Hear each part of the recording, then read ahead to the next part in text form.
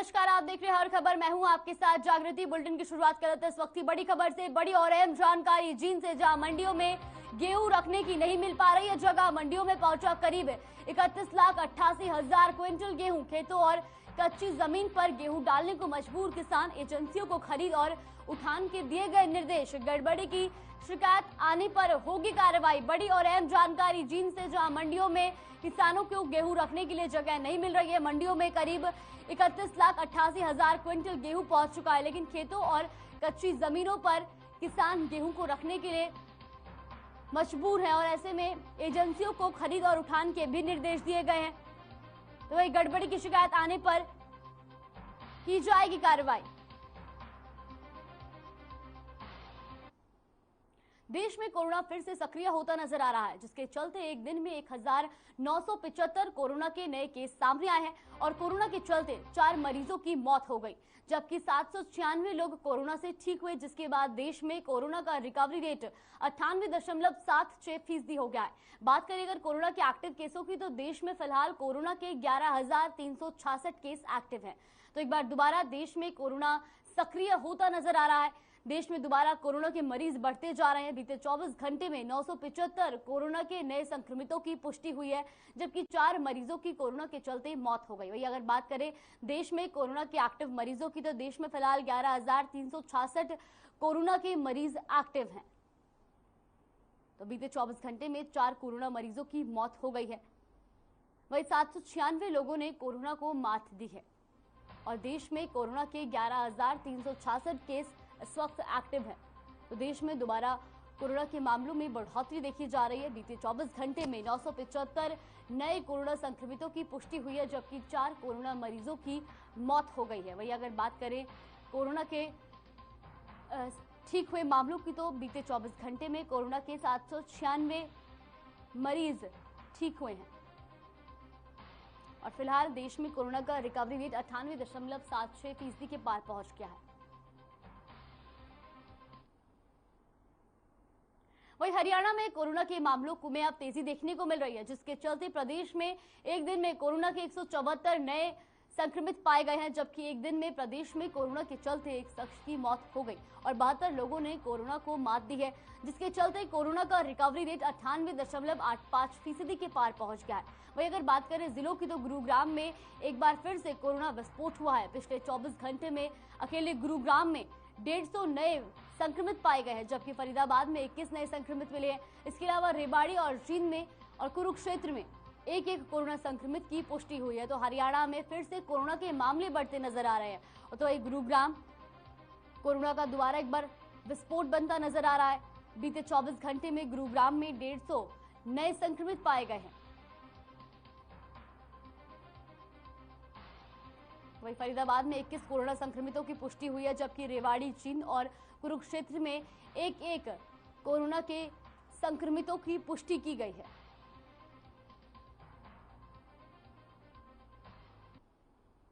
तो खबर चंडीगढ़ से, आपको बता दें कि चंडीगढ़ में हरियाणा के सीएम मनोहर लाल ने प्रदेशवासियों को हनुमान जयंती के शुभ अवसर पर हार्दिक शुभकामनाएं दी। इस दौरान उन्होंने कहा कि जय बजरंग बली, परम राम भक्त, भक्ति, शक्ति और समर्पण के प्रतीक भगवान हनुमान जी की जयंती पर समस्त देशवासियों को अनंत शुभकामनाएं। संकट मोचन वायुपुत्र हनुमान आप सभी के जीवन से सारी विपत्तियों को हर ले और अपना आशीर्वाद बरसाएं।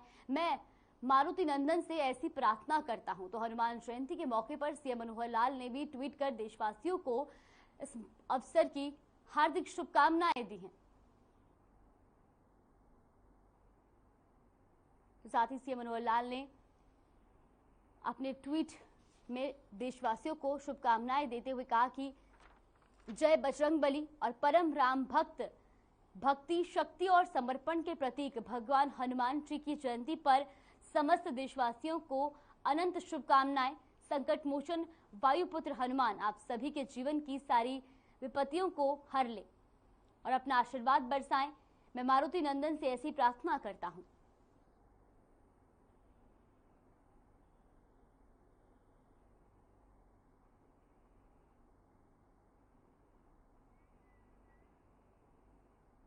गुरुग्राम में बृहस्पतिवार को डॉक्टर भीमराव अंबेडकर जयंती पर कार्यक्रम का आयोजन किया गया, जिसमें मुख्यमंत्री मनोहर लाल और केंद्रीय मंत्री भूपेंद्र यादव ने शिरकत की। इस दौरान उन्होंने जंगल सफारी बनाने के प्रोजेक्ट पर संबंधित अधिकारियों के साथ चर्चा की।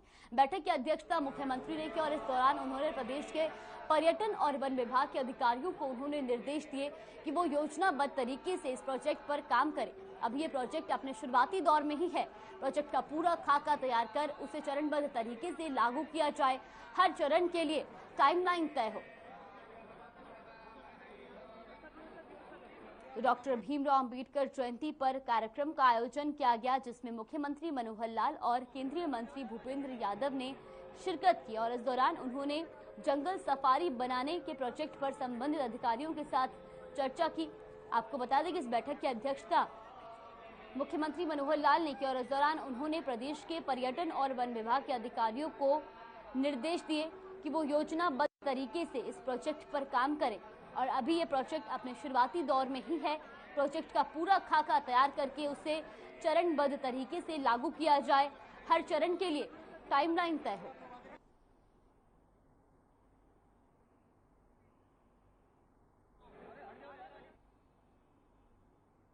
कालावाली में अनोखी शादी देखने को मिली, जहां वार्ड नंबर 2 के रहने वाले मनोहर लाल लेक्चरार ने डॉक्टर भीमराव अंबेडकर की जयंती के मौके पर बाबा साहेब और महात्मा बुद्ध की प्रतिमा को साक्षी मानकर शादी की। ये शादी इसलिए भी चर्चा का विषय है क्योंकि ये शादी बिना मांग और दहेज के हुई है। इतना ही नहीं, शादी की दुल्हन सुमन कुमारी फतेहाबाद की रहने वाली एक सरकारी अध्यापिका है और दूल्हा दुल्हन दोनों ही परिवार हिंदू धर्म से संबंध रखते हैं।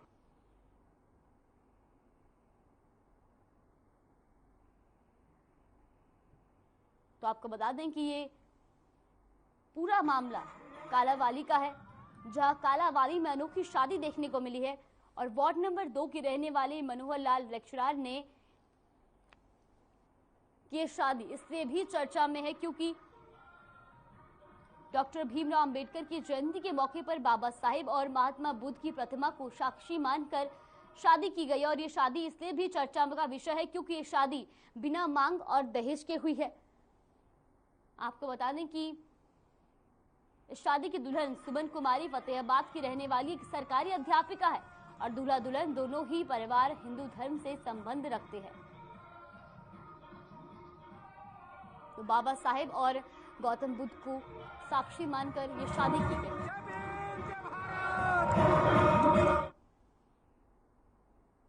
हिसार के सिविल अस्पताल में बीते 3 दिनों से आई तकनीकी खराबी के चलते बंद पड़ी एक्सरे की मशीनों ने अपना काम करना शुरू कर दिया है। इन मशीनों में आई खराबी की वजह से आम मरीजों के अलावा पोस्टमार्टम के लिए करवाए जाने वाले शवों को लेकर उनके परिजनों को भी भटकना पड़ रहा था।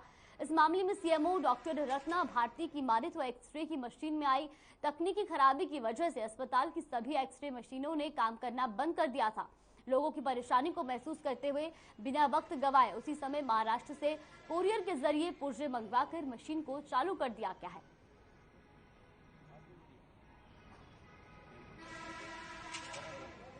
हमारी एक्सरे मशीन्स 500 की और 300 कैपेसिटी की या 200, ये सारी मशीन हमारी डिजिटल स्कैनिंग का एक ही होता है, जिसका इक्विपमेंट में एक पार्ट होता है, उसका कुछ फॉल्ट हो गया था तो सभी एक्सरे मशीन्स रुक गई थी और फिर वो उसका पार्ट हमें जो शिपमेंट में आया महाराष्ट्र से आया, भिवंडी से, तो अब वो आ गया। सुबह हमने खुद पर्सनली जाके इतनी भी वेट नहीं की कि वो हमें डिलीवर कर दें। हमने अपनी डिलीवरी अपने आप वहीं से ले ली कोरियर पॉइंट से और with in half an hour हमारी मशीन सुबह मतलब चली चुकी थी और आज की सारी ओपीडी रन हो रही है स्मूथली।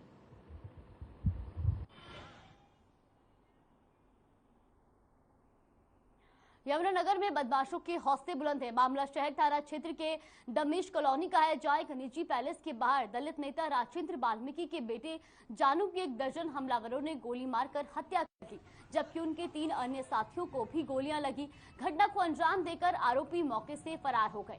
वहीं सूचना पर पहुंची पुलिस ने घटनास्थल का जायजा लिया, साथ ही मौके से 10 खोज समेत एक मैगजीन बरामद की। जानकारी के मुताबिक मृतक और उसके साथी एक शादी समारोह से खाना खाकर बाहर निकले ही थे। इसी दौरान एक कार पर सवार होकर आए हमलावरों ने नजदीक से फायरिंग कर दी। वही नेता के बेटे की मौके पर ही मौत हो गई। इस मामले को लेकर नेता राजेंद्र वाल्मीकि ने पुलिस प्रशासन पर अपराधियों से मिली भगत के भी आरोप लगाए, जिसकी जांच चल रही है। फिलहाल इस घटना के चलते पुलिस प्रशासन सवालों के घेरे में है।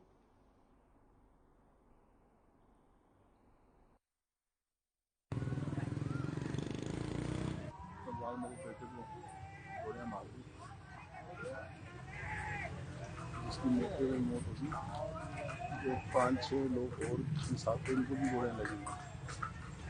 ये यूनिटी तरफ जगाधरी का मामला है। वहाँ शादी थी, शादी में संगमदान लग गया था। जैसे अंदर से बाहर बैठा खड़े वहाँ पे पहले से दांत लगाए 15-20 लोग थे, गोलियां। इससे पहले भी अटैक हुआ? इससे पहले 30-12 को अटैक हुआ था, जिसमें जो लोग नामजद है फरार है। हमने एडी साहब को मिलकर भी प्रशासन कहा था कि सुरक्षा बढ़ाई जाए, और हमें असला का लाइसेंस जो मैंने अप्लाई किया था पिछले 6 महीने से दिया है। जाजीन के उचाला में पुलिस ने बड़ी कार्रवाई की, जहां रोहतक पुलिस और 2 बदमाशों के बीच हुई मुठभेड़ में CIA 2 के जवान अमित कुमार को गोली लग गई। इस दौरान गलफत में बदमाश पुलिस को चकमा देकर भागने में कामयाब रहे। वहीं पुलिस का कहना है कि मुठभेड़ में बदमाशों को भी गोली लगने का संदेह है।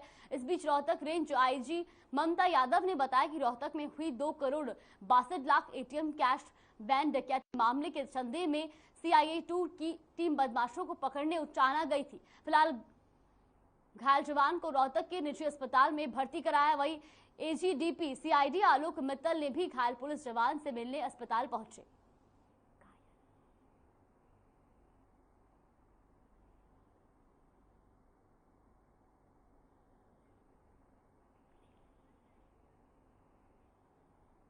तो जींद के उचाना में पुलिस ने बड़ी कार्रवाई की है। आपको बता दें कि रोहतक पुलिस और 2 बदमाशों के बीच मुठभेड़ हुई। वही CIA 2 के जवान अमित कुमार को इस मुठभेड़ के दौरान गोली लग गई, जिसके बाद गलफत में बदमाश पुलिस को चकमा देकर भागने में कामयाब रहे। वही पुलिस का कहना है कि मुठभेड़ में बदमाश को भी गोली लगने का संदेह है। इस बीच रोहतक रेंज IG ममता यादव ने बताया कि रोहतक में हुई 2 crore 62 lakh ATM cash van डकैती मामले के संदेह में CIA 2 की टीम बदमाशों को पकड़ने उचाना गई थी।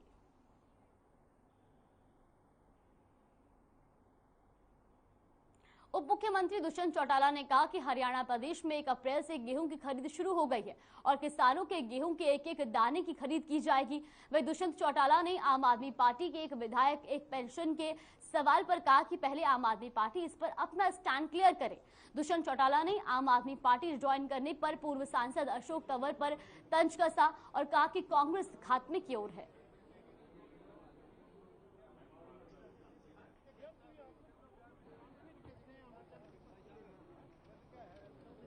अब तक जितनी भी मंडियों के अंदर गेहूं आई है, लगभग 50% को हमने ऑलरेडी गोदाम तक पहुंचाने का काम कर दिया है। लिफ्टिंग स्मूथली चल रही है और मुझे उम्मीद है कि जो प्रोक्योरमेंट डिले होती थी 15 मई तक जाती थी, इस बार कोशिश करके हरियाणा प्रदेश की प्रोक्योरमेंट को हम 25 से 30 अप्रैल के बीच में समाप्त कर देंगे। किसान का सारा जो अनाज है उसको सरकार गेहूं को खरीदेगी भी और अपनी गोदाम में पहुंचा के 30 अप्रैल को टारगेट लेंगे कि पेमेंट भी किसान की पूरी तौर पर हम पहुंचा दें।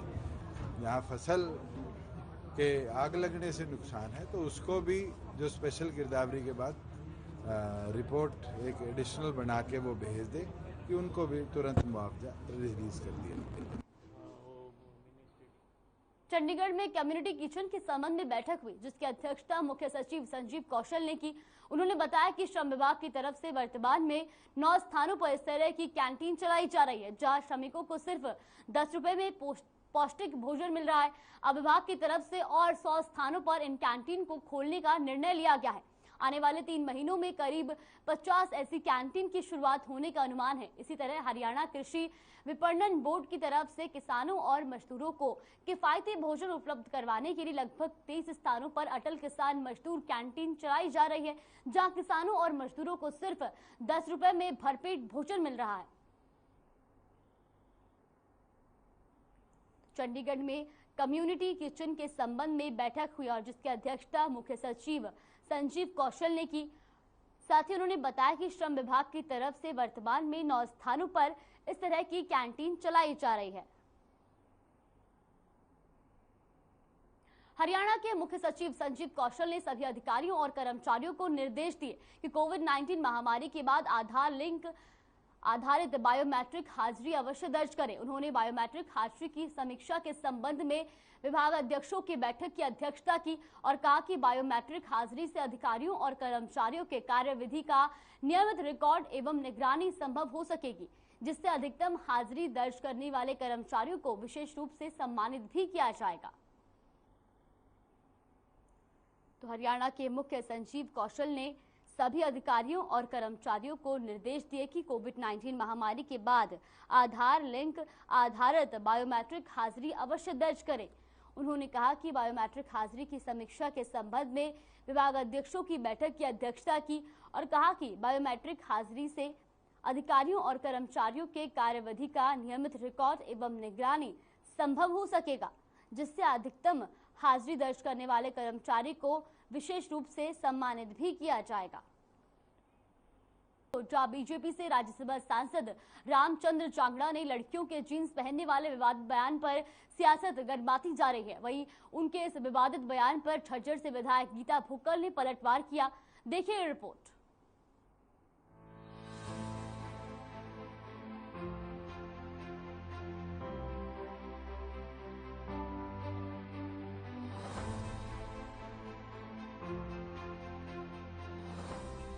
बीजेपी से राज्यसभा सांसद रामचंद्र जांगड़ा के लड़कियों के जीन्स पहनने वाली विवादित बयान पर सियासत गरमाती जा रही है। वहीं उनके इस विवादित बयान पर झज्जर से विधायक गीता भुक्कल ने पलटवार किया है और कहा कि ये महिलाओं का अपना हक है कि वह अपनी मर्जी से कपड़ों का चयन करें। बीजेपी सरकार का महिलाओं पर ऐसा टिप्पणी करना गलत है। बीजेपी को ऐसे बयान देने की बजाय महिलाओं की शिक्षा पर जोर देने की आवश्यकता है। ना कि बच्चे क्या पहने, ये उनकी स्वतंत्रता है। हम किसी को किसी प्रकार की स्वतंत्रता से नहीं रोक सकते। कैसा किसका खान पान होगा, कई जगह पर जो है अभी देखा होगा नवरात्रों में इस तरह का कहा कि नॉन वेज मीट नहीं खाना चाहिए। कई जगह जो है उनके मंत्री नॉर्थ ईस्ट में, तो इन चक्रों में हमें ना पड़ के हमारी जो जिम्मेवारी एक है कि अच्छे प्रदेश और देश का निर्माण हो, धर्म जाति और बिरादरी के नाम पर हम ना बांटे। स्वतंत्रता का सबको अधिकार है, जो जिस धर्म को मानना चाहे, जैसा वो पहनना चाहे, सभ्यता संस्कृति के अनुरूप उनको अपना आचरण करना चाहिए। आखिर ये पूरा मामला क्या है, उससे आपको एक बार और रूबरू करवा देते हैं कि राज्यसभा सांसद रामचंद्र जांगड़ा ने ऐसा क्या बयान दे डाला जिससे राजनीतिक गलियारे में भी हलचल मच गई है। दरअसल झज्जर में डॉक्टर भीमराव अंबेडकर की 131वीं जयंती पर कार्यक्रम का आयोजन किया गया, जिसमें बीजेपी से राज्यसभा सांसद रामचंद्र जांगड़ा ने शिरकत की और बाबा साहेब भीमराव अंबेडकर को नमन करते हुए उनके विचारों को साझा किया। लेकिन इस दौरान उनकी जबान फिसल गई और उन्होंने लड़कियों के पहनावे को लेकर विवादित बयान दे डाला। दरअसल राज्यसभा सांसद रामचंद्र जांगड़ा ने लड़कियों की जीन्स पहनने को लेकर सवाल उठाया है और कहा कि लड़कियों को जीन्स नहीं पहननी चाहिए। सलवार कुर्ता बहुत अच्छी तहजीब का पहनावा है, ये जीन्स ये स्कर्ट ये हमारा पहनावा नहीं। और आजकल तो पता नहीं क्या बेड़ा गर्क हो गया, फटी हुई पेंट पहन के। राज्यसभा सांसद रामचंद्र जांगड़ा यही नहीं रुके। उन्होंने न केवल लड़कियों की जीन्स पहनने को लेकर विवादित बयान दिया, बल्कि देश को भी नकलची बता डाला। राज्यसभा सांसद रामचंद्र जांगड़ा ने कहा कि आजकल तो फटी जीन्स का फैशन है। यूरोप को तो अपना कचरा बाहर निकालना था, तो उसने देखा कि भारत तो एक नकलची देश है, अपने यहाँ का सारा कचरा भारत में निकाल देते हैं। और यूरोप को अपना कचरा निकालना था, तो उन्होंने देखा ये कचरा यूरोप का फटी हुई पेंट कहाँ निकल सकती, देश में इतनी इकट्ठी होगी। तो उन्होंने कहा कि हिंदुस्तान में बड़े नकलची लोग हैं। हालांकि ये ऐसा पहली बार नहीं किया जब लड़कियों के पहनावे को लेकर किसी नेता ने विवादित बयान दिया हो। पहले भी कई नेता ऐसे विवादित बयान दे चुके हैं जो नेताओं की तुच्छ मानसिकता को दर्शाते हैं। ऐसे में सवाल यह उठता है कि 21वीं सदी में भी आखिर कब तक लड़कियों के पहनावे को लेकर सवाल उठते रहेंगे। ब्यूरो रिपोर्ट, हर खबर। नारनौल के खेड़ी चौपाटा तहसील परिसर में तहसील को ताला लगाकर खराब फसलों के मुआवजे को लेकर 17 गांव के किसान धरना प्रदर्शन कर रहे हैं। आज उनके धरने का 31वां दिन है। इस दौरान कांग्रेस नेता कुलदीप बिश्नोई भी धरना स्थल पर पहुंचे और किसानों से बातचीत की। वही मौके पर किसानों ने अपनी मांगे बताई कि किसानों को खराब फसल का मुआवजा मिले। अधिकारियों ने जो गलत रिपोर्ट दी है उन अधिकारियों पर मुकदमा दर्ज किया जाए और जो किसानों पर मुकदमे दर्ज किए गए हैं वे मुकदमे खारिज किए जाएं। उन्होंने किसानों से कहा कि मैं आपकी मांग मुख्यमंत्री के समक्ष उठाऊंगा और आपकी मांग जायज भी है। इस मौके पर उनके साथ स्थानीय कांग्रेस नेता भी मौजूद रहे। लेकिन जब भी हमें वोट दिए थे हमने काम कराया। पिताजी के 3 मांगे अभी प्रधान जी ने रखी है, मेरे को बताया भी था। एक तो उनके मुआवजे की है और एक जो जिन कर्मचारियों ने जानबूझ के बदमाशी की है, भेदभाव किया है, उनके खिलाफ कार्रवाई की, और एक इनके खिलाफ जो मुकदमे बने वो वापस होने की बात है। तो तीनों मांगे मैं समझता हूँ उनकी जायज है। किसान हमारा पेट पालता है, हमारा देश तभी चलता है, परिवार तभी चलता है जब किसान का आशीर्वाद रहता है जी। तो सरकार को इनकी मांगे माननी चाहिए। और जहाँ तक विधानसभा की बात आपने कही तो विधानसभा के पतल के ऊपर मैंने मांग रखी थी कि हमारे चोपटा, बालसमंद, आदमपुर इन इलाकों के साथ हमारा बहुत जानबूझ के भेदभाव हो रहा है।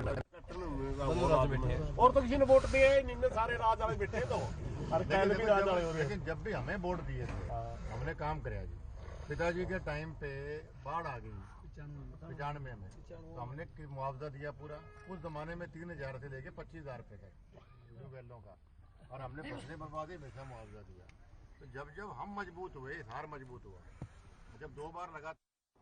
फिलहाल के इस बुलेटिन में बस इतना ही। बने रहिए हमारे साथ। नमस्कार।